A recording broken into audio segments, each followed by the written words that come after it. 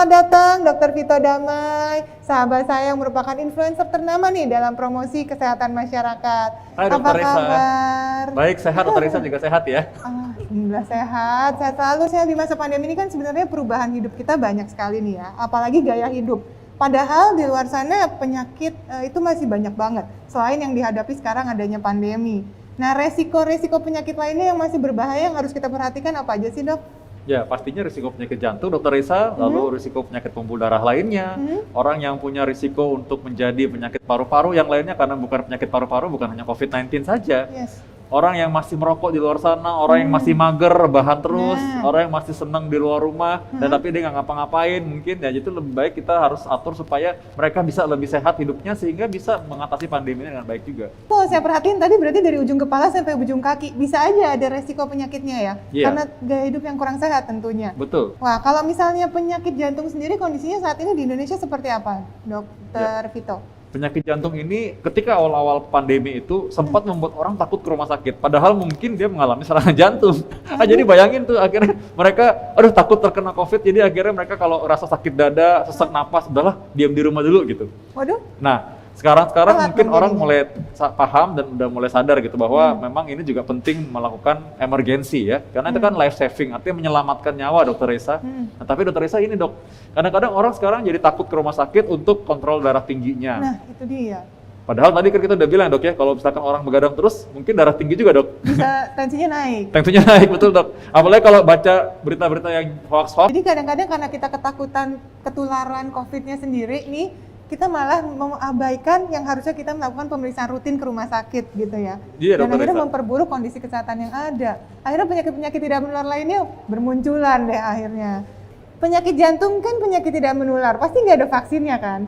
Nah, tapi karena mereka nggak bisa divaksin, nah vaksinnya apa nih yang direkomendasikan supaya kualitas hidupnya mereka itu tetap baik? Iya ya, untungnya memang penyakit jantung sih, memang sih nggak ada vaksinnya, tapi untungnya bisa dicegah. Nah. Kalau kita bicara mengenai penyakit jantung, jantung koroner ya, jadi jantung yang disebabkan karena sumbatan pembuluh darah, maka yang paling bagus adalah kita mencegahnya, karena bisa dicegah. Orang yang punya keturunan penyakit jantung sekalipun kata dia suka, aku diturunkan penyakit jantung nih, kok diwarisi penyakit jantung ya? Kok udah aja kekayaan yang banyak gitu ya? Gaya ini Malah jantung diwarisi ya? penyakit jantung. Nah, sebenarnya kalau dia bisa menjaga dengan pola hidup yang baik, pola hidup yang sehat, itu dia bisa mencegah sampai 80%. Sehingga risikonya sangat rendah untuk kena penyakit jantung koroner atau serangan jantung di kemudian hari. Jadi kan gampang banget sebenarnya. Tinggal mau dan niatnya aja ya, Dokter Risa ya. Oke, berarti kan yang paling penting adalah menjaga gaya hidupnya supaya tetap sehat. Nah, memang kan pemerintah sebenarnya sudah mengajarkan ya selama masa pandemi ini sebenarnya kesehatan individu itu yang paling penting, terutama dalam menjaga imunitas sendiri dan gaya hidupnya. Boleh nggak, Dok, dikasih tips sedikit nih, bagaimana sih caranya menjaga kesehatan di masa pandemi ini? Nah ini mungkin Dokter Risa juga sudah sering ya mengatakan ini dari dulu mungkin udah sering nih kita kasih tahu kepada masyarakat. Nah memang kuncinya adalah bagaimana kita bergerak. Tahu nggak kenapa kalau kita bergerak itu kenapa imunitas bisa meningkat? Karena imunitas ini kan juga terdiri dari sel-sel kekebalan tubuh. Sel-sel kekebalan tubuh ini lebih lancar, lebih bagus kalau sirkulasi kita lancar. Sirkulasi lancar kalau kita bergerak. Kalau kita bergerak, maka akhirnya pompa jantung juga lebih baik juga. Jadi akhirnya kita benar-benar menjaga tubuh kita secara keseluruhan kuat untuk menghadapi penyakit dan tercegah dari penyakit jantung juga. Yang berikutnya, bagaimana kita kalau misalkan kita perlu waktu untuk duduk karena misalkan karena kerja WFH, kita perlu webinar.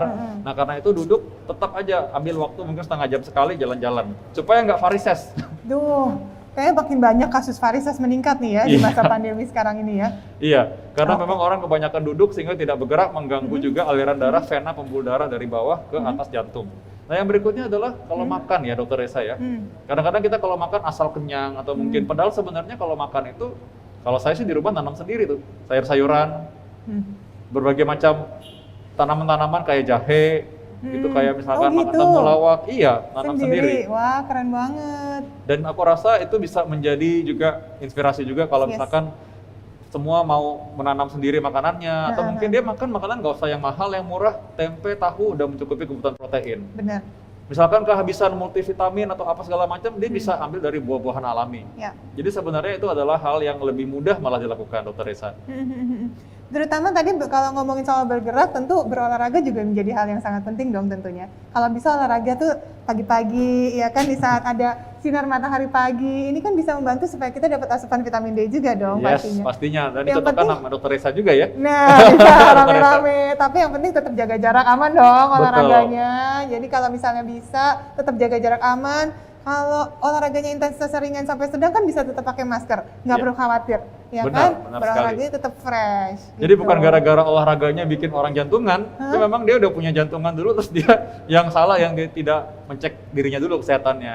Oke. Kalau misalnya olahraga bersama-sama dengan keluarga, seperti Dokter Reza lakukan sama keluarganya juga, tetap Yes. menjaga jarak aman, tetap pakai masker, maka itu bisa menjadi tambahan baru buat keluarga juga, menjadi quality time juga, Bener, menurunkan jadi stres bonding juga. time. Bener. Itu dia mendekatkan keluarga juga kan di masa pandemi ini kita diarahkan lagi ke rumah ya. Iya. Oke, terima kasih banyak. Semoga sehat selalu dan tetap semangat ya dalam menjalani karirnya ke depannya.